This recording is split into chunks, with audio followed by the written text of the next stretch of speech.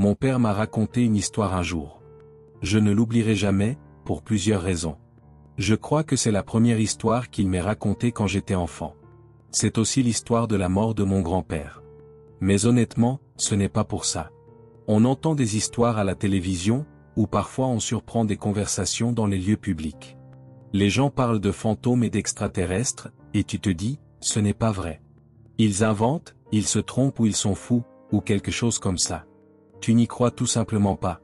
Jusqu'à ce que quelque chose arrive. Quelque chose qui relie tout, qui fait le lien d'une manière à laquelle tu n'avais pas pensé auparavant. Peut-être que cela vous arrive, ou peut-être que vous entendez la même histoire encore et encore, racontée par différentes personnes. Il ne faut pas longtemps pour que le monde devienne beaucoup plus grand que vous ne le pensiez. Comme je l'ai dit, c'est une histoire que mon père m'a racontée, mais je n'y ai jamais cru, même s'il jurait que c'était vrai. Ce n'est que lorsque j'ai commencé à faire des recherches sur Internet que j'ai commencé à y croire. J'ai commencé à entendre d'autres histoires, similaires à celles que mon père m'avait racontées. Il ne m'a pas fallu longtemps pour y croire. Bien sûr, mon père ne l'appelait pas ainsi. Il n'avait jamais utilisé Internet de sa vie. Il ne savait pas comment la communauté en ligne l'avait baptisé. Quand il voulait l'appeler autrement que « ça » ou « cette chose », il l'appelait « Skinwalker », d'après une vieille histoire cherokee que son grand-père lui avait racontée. Mais je vais te raconter l'histoire telle qu'il me l'a racontée. Un soir, nous étions à la chasse dans les bois près de la ferme laitière de l'Ohio où nous vivions à l'époque, m'a-t-il dit. Nous chassions les coyotes. Nous les tuions pour $50 la peau. Parfois, ils tuaient des veaux. Nous le faisions tous les soirs parce que nous avions besoin d'argent. Parfois, quand nous étions dehors, nous tombions sur un cerf et nous le tuions. Notre propriétaire ne s'en souciait pas, et cela nous permettait de nourrir notre famille pendant quelques nuits et d'économiser un peu d'argent. Bref, nous finissions notre tournée et rentrions à pied, car nous n'avions ni voiture ni 4x4 à l'époque.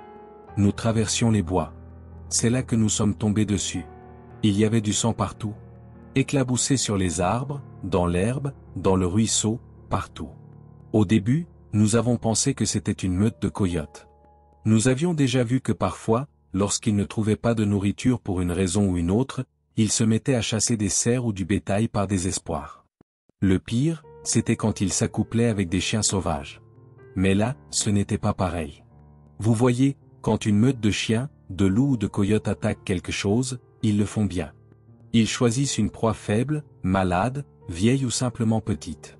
Ils le poursuivent, le coincent dans un endroit dont il ne peut s'échapper, puis le poussent vers le plus gros, le mâle alpha. Et le cerf ne voit jamais l'alpha. Il l'entend peut-être, mais il ne le voit pas. Soudain, sa gorge est déchiquetée et il s'effondre, mort. C'est rapide et net. Ce n'est pas ce qui s'est passé ici. Quelque chose était tombé sur un groupe de cerfs. Les coyotes n'attaquent pas un groupe. Les loups non plus, ils se battraient trop. Il y en avait 3, je crois. 3 corps, déchiquetés. On voyait une tête ou un torse ici, une patte là. Les prédateurs ne font pas ça. Ils ne laissent pas de reste. Ceux qui avaient fait ça ne l'avaient pas fait pour se nourrir. C'était pour le plaisir. Mais bien sûr, on ne le savait pas à ce moment-là. On a juste vu un tas de carcasses et on a pensé qu'il fallait s'en occuper. Je me souviens que mon père m'a dit de rentrer à la maison, qu'il pensait que c'était l'œuvre d'une meute de chiens sauvages. Mais je ne voulais pas le laisser, et je n'allais certainement pas traverser 3 kilomètres de bois seul, dans le noir, avec rien d'autre qu'un calibre 22 et un couteau de poche. Je n'avais que 13 ans à l'époque, donc un calibre 22 était la seule arme sur laquelle je pouvais compter. Mon père avait le fusil de chasse et je ne partais jamais sans lui. Il m'a fallu un certain temps pour le convaincre, mais nous avons fini par nous mettre à la recherche de ce qui avait fait ça. Ce n'était pas difficile, il suffisait de suivre les traces de sang. Soit cette chose avait tué un cerf avant de s'enfuir, soit elle en avait traîné un sur 1,5 kilomètre. Je ne sais pas. Ce que je sais, c'est que je n'avais jamais vu mon père aussi effrayé avant cette nuit-là. Nous avons commencé à entendre des bruits terribles. J'ai passé beaucoup de temps dans les bois et j'ai voyagé partout dans le monde, mais je n'ai jamais entendu de tels bruits. J'entendais des cris. J'entendais des cerfs, des renards, des lapins, des ratons laveurs et des oiseaux, tous effrayés et fuyants. N'oubliez pas qu'il était peut-être minuit ou 1h du matin. À part les renards et quelques oiseaux, rien n'aurait dû être réveillé à cette heure-là. Mais ils n'étaient pas seulement réveillés, croyez-moi. Ils étaient en fuite. Cette nuit-là, j'ai vu des nuées d'oiseaux se jeter dans les arbres, essayant d'échapper à quelque chose. Nous sommes tombés sur une meute de coyotes et avons failli en abattre 2, pensant qu'ils nous avaient repérés, mais nous avons vu qu'ils fuyaient quelqu'un, et non qu'ils couraient vers nous. Ils ne nous ont même pas remarqués et sont passés juste à côté de nous. Puis des cerfs ont fait de même. Ensuite, des lapins, des écureuils et des renards. Même 2 sangliers. Ces animaux devraient se chasser les uns les autres, mais la seule chose qui leur importait était de s'éloigner le plus possible. Nous aurions dû comprendre que ce que nous poursuivions n'était peut-être pas quelque chose que nous étions censés voir, ni quelque chose que nous pouvions tuer. À ce jour, je ne sais toujours pas pourquoi nous ne sommes pas simplement rentrés à la maison. Je suppose que nous étions curieux. Je pense que c'était dans la nature de mon père d'aller vers les ennuis, de se battre. Et connaissant ce que mon père avait fait pendant la guerre, je pensais qu'il valait mieux rester à ses côtés. Nous sommes finalement arrivés dans une vallée ouverte. C'était normalement un champ de soja, mais ce n'était pas la saison, donc ce n'était que de la terre plate. C'est là que nous avons vu les traces. Les animaux qui fuyaient la forêt avaient tout rasé sur leur passage. Mais là où se trouvait le sang de cerf, rien n'avait fait un seul pas. C'était comme si la créature qui avait fait cela l'avait laissé là pour que nous le trouvions. Les traces étaient peu profondes. Quelle que soit la créature, elle ne pouvait pas peser plus de 50 kilos, mais cela ne voulait pas dire grand-chose. Un lynx de 20 kilos trempé peut vous égorger si vous ne faites pas attention. Le fait que cette créature soit plutôt légère signifiait seulement qu'elle était probablement rapide et difficile à atteindre. Nous avons donc suivi les traces et nous n'avons pas mis longtemps à découvrir où elles menaient. Il y a une vieille école au sommet d'une colline. La moitié avait été détruite par une tornade, mais personne n'y vivait depuis longtemps. Nous y trouvions parfois des sans-abri ou des toxicomanes à la recherche d'un endroit sûr pour ce shooter. Nous avons pensé que c'était peut-être là. Peut-être un gamin malade qui se droguait. Mais nous n'avons pas pensé cela longtemps. Lorsque nous sommes arrivés à 50 mètres, nous avons entendu un bruit. Une sorte de cri composé de 2 sons différents. L'un était aigu et l'autre était un grognement grave. Il émettait les 2 sons en même temps, si cela a un sens. Nous nous sommes approchés à 20 mètres et avons entendu un autre son, différent cette fois-ci. Je me souviens avoir pensé que cela ressemblait à du papier déchiré pendant que quelqu'un faisait éclabousser de l'eau dans un seau. Papa m'a regardé, s'est agenouillé et m'a chuchoté. Il m'a dit de rester derrière lui parce que nous étions sur le point de coincer notre proie. Tout animal se bat lorsqu'il est acculé, surtout un prédateur. Mais d'après les traces, nous voyons qu'il n'y en a qu'un. Il m'a dit que c'était probablement un chien sauvage, sans doute enragé. Le plan, m'a-t-il dit, était de s'approcher discrètement pendant qu'il mangeait, de lui tirer dessus, puis de continuer à tirer jusqu'à ce qu'il cesse de bouger, avant de lui trancher la gorge. Et s'il s'en prenait à papa, c'était à moi de tirer ou de le poignarder pour le repousser. Il s'est donc avancé avec moi juste derrière lui, un peu sur le côté pour que je puisse voir ce que c'était. À ce jour, je regrette d'avoir fait ça. Il était penché sur une carcasse, arrachait la chair et jetait ce qu'il ne mangeait pas. Il y avait du sang partout sur les briques, qui brillaient au clair de lune. C'était d'un blanc pâle et ressemblait un peu à un homme, mais pas tout à fait humain. Il avait des bras et des jambes comme nous, mais il était assis comme un singe, penché en avant. Et ses mains n'étaient pas normales, il avait de longs doigts avec des griffes au bout. Nous l'avons vu, et mon père a hésité. Il ne voulait pas tirer sur un être humain. Il s'est donc éclairci la gorge et a essayé de le faire se retourner. Je jure devant Dieu Tout-Puissant que tous les bruits se sont arrêtés en un instant. Je n'avais jamais entendu un vrai silence auparavant, et je ne l'entendrai plus jamais. Mais pendant 2 secondes, rien n'a fait le moindre bruit. Et je veux dire rien. Cela a rendu le bruit encore plus fort quand cette chose s'est retournée, a poussé un cri strident et s'est jeté sur papa. Il a tiré un coup de feu. Je pense qu'il l'a manqué. S'il l'a touché, ça ne l'a pas dérangé du tout. Mais il était sur lui, lui arrachant des morceaux de chair. J'ai commencé à tirer dessus avec le point 22, à bout portant, mais la chose ne saignait presque pas. J'ai tiré 5 coups, puis j'ai commencé à le frapper avec la crosse du fusil. Il ne bougeait pas et ne semblait même pas remarquer ma présence. Il griffait mon père, lui arrachait des morceaux de chair. Il a commencé par son torse, lui arrachant la peau de la poitrine, puis il est remonté. Il lui a arraché la gorge, lui a arraché le nez et lui a crevé les yeux. Puis il l'a scalpé et a commencé à creuser. Je suis resté là, impuissant, tandis qu'il lui arrachait la moitié inférieure de la mâchoire, les petits os, le tube dans son cou, puis ses côtes. Je ne me souviens pas exactement de ce qui s'est passé, mais le couteau de mon père s'est retrouvé dans l'épaule de cette chose, et mon père, ou ce qu'il en restait, s'est retrouvé sur mon dos. J'ai couru, et bon sang, j'ai couru plus vite que je n'avais jamais couru auparavant ou depuis. Et il m'a suivi. Je me suis retrouvé dans les bois, en face de ceux où nous étions partis. Je me suis dirigé vers la maison de mon propriétaire, car c'était le seul endroit où je pouvais trouver de l'aide. Mais même cela était à 1 kilomètre. Pendant tout ce temps, j'entendais cette chose hurler et gémir. J'entendais des branches se briser et être projetées dans tous les sens. C'était si fort et si fréquent que j'avais l'impression que quelqu'un abattait tous les arbres que je passais à coups de hache. Mais je ne me suis pas retourné, pas une seule fois. Cette idée ne m'a même pas effleuré l'esprit. Finalement, j'ai trébuché et je suis tombé dans du gravier. J'ai levé les yeux et j'ai vu mon propriétaire et quelques-uns de ses amis qui buvaient autour d'un feu de camp. J'ai crié et pleuré, et ils se sont approchés. Je leur ai dit d'appeler une ambulance et mon propriétaire m'a regardé et m'a dit quelque chose que je n'oublierai jamais. « Qu'est-ce que tu as sur le dos ?» m'a-t-il demandé.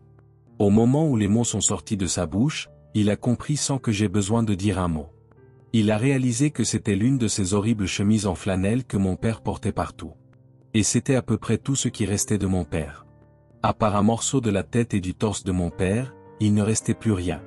Absolument rien en dessous de la taille. Soudain, nous l'avons entendu. Le crissement. Mon propriétaire m'a attrapé et m'a fait lâcher ce qui restait de mon père sur le sol. Je me suis débattu en pleurant, car je pensais qu'on pouvait encore le sauver, d'une manière ou d'une autre. Mais la vérité, c'est que mon père était mort bien avant que je le ramasse, et que tout ce que j'avais fait, c'était ramener un cadavre à la maison. Mon propriétaire a dû me soulever et me jeter à l'intérieur avant que je l'accompagne. Lui et ses copains, nous sommes tous entrés ensemble, ils ont verrouillé les portes et ont pris leurs armes. Le propriétaire m'a demandé, « Que s'est-il passé ? Que s'est-il passé ?» Mais je ne savais pas quoi lui dire. Il a compris qu'il y avait quelque chose de dangereux dehors. Toutes les lumières de la maison étaient allumées et quelqu'un a appelé la police. Ils ont dit qu'ils arriveraient dès que possible, mais cela signifiait dans un quart d'heure. Nous avons regardé dehors et nous l'avons vu marcher devant le feu qu'ils avaient allumé. Personne ne savait ce que c'était. L'un d'eux a dit que cela ressemblait à un singe. Soudain, quelque chose a défoncé la fenêtre. Nous avons tous tiré dessus, mais nous avons vite compris que ce n'était pas ça. Non. C'était le chien de mon propriétaire. Enfin, son corps, en tout cas. Il lui manquait la tête et les pattes. Nous venions de commencer à empiler des meubles devant les portes et les fenêtres pour former une barricade quand nous avons entendu du bruit dans le garage. Je me souviens qu'un de ses amis a dit que les portes étaient ouvertes. Nous avons entendu du métal et du verre se déchirer et se briser. Nous avons traîné le canapé et la télévision devant la porte du garage pour plus de sécurité. Il y a eu d'autres coups, puis le silence s'est fait. Pas un silence comme avant. Nous pouvions l'entendre bouger un peu et les gars parler, s'assurer que leurs armes étaient prêtes. Quelqu'un m'a tendu un pistolet. J'avais à peine armé le chien que nous avons entendu quelque chose craquer à l'étage. Puis nous avons entendu un nouveau grincement, mais cette fois plus fort, sans écho ni s'estomper. Parce que ça venait de l'intérieur. Nous nous sommes tous précipités vers la seule porte qui menait à l'étage, et nous sommes arrivés juste au moment où la chose le faisait. Elle l'a ouverte légèrement, et 4 ou 5 hommes se sont précipités à l'intérieur. Il a réussi à passer sa main. Quelqu'un avec un fusil s'en est occupé. Il a mis le canon contre son poignet et a appuyé sur la gâchette. Il lui a fait sauter la main. Mais ça l'a juste énervé. Il a commencé à pousser la porte, à la griffer. Nous étions d'un côté, poussant de toutes nos forces, et lui était de l'autre, faisant la même chose. Le bois ne tenait pas, alors quelqu'un nous a dit de baisser la tête. Soudain, la moitié supérieure de la porte a disparu et mes oreilles ont sifflé. Il y avait des éclats partout. 2 ou 3 d'entre eux s'étaient déchargés sur le haut de la porte. Je ne sais pas où il est allé après ça. La police est arrivée. J'étais toujours collé à ce qui restait de la porte. Le soleil s'était levé avant qu'ils ne me sortent de là. Ils m'ont emmené à l'hôpital pendant un certain temps. Pendant que j'étais là-bas, beaucoup de gens m'ont parlé, mais je n'ai pas répondu. Pendant très longtemps. Quand je suis rentré chez moi, j'ai trouvé un travail pour le propriétaire, dans sa ferme. Nous ne parlions pas beaucoup, pas de ce qui s'était passé. Mais je me suis engagé dans l'armée à l'âge de 19 ans, et il m'a invité à boire un verre de scotch pour me dire au revoir. Je lui ai immédiatement demandé ce que la police lui avait dit. Il lui avait raconté que c'était un animal sauvage, probablement un loup, ou peut-être un ours, qui s'était déplacé vers le nord.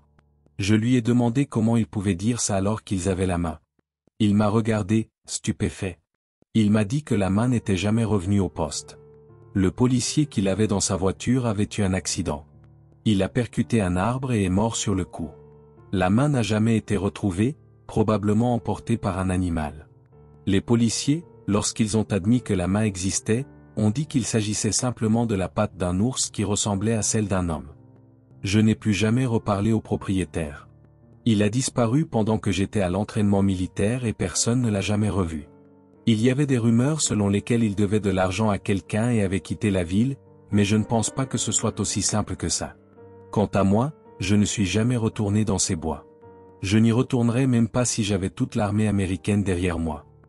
C'est tout ce que mon père m'a dit à propos de l'incident dans les bois. Il y a juste un problème, mon père a menti. Quand ma mère est morte, je pense que mon père a eu l'impression qu'il n'avait plus rien à perdre et qu'il pouvait bien régler ses comptes. Il est retourné dans les bois et n'est jamais revenu. Le FBI a été appelé, ils sont venus et ont fait tout un spectacle pour tout le monde, mais je savais qu'ils ne cherchaient pas vraiment. J'ai dû saouler un agent et lui glisser 2 billets de $50 avant qu'il me dise enfin qu'il recevait chaque année plusieurs appels concernant ces bois, au sujet d'une personne qui s'y rendait et disparaissait. Mais c'est tout ce qu'il a voulu me dire. Avant de se lever et de partir avec le reste de son équipe, il a écrit le nom qu'ils avaient donné à la créature sur une serviette en papier. Bien sûr, je n'ai pas compris tout de suite de qui il s'agissait. Ce n'est que lorsque j'ai tapé les mots dans un moteur de recherche en ligne que j'ai compris ce qu'ils signifiaient. Honnêtement, j'aurais préféré ne pas savoir. Il s'avère qu'il existe des centaines d'histoires comme celle de mon père, ainsi que des photos et des dessins de cette chose. Et bien que les détails varient, tous ceux qui l'ont rencontrée s'accordent sur une chose, elle est toujours là-bas, et aucun homme sur terre ne peut l'arrêter.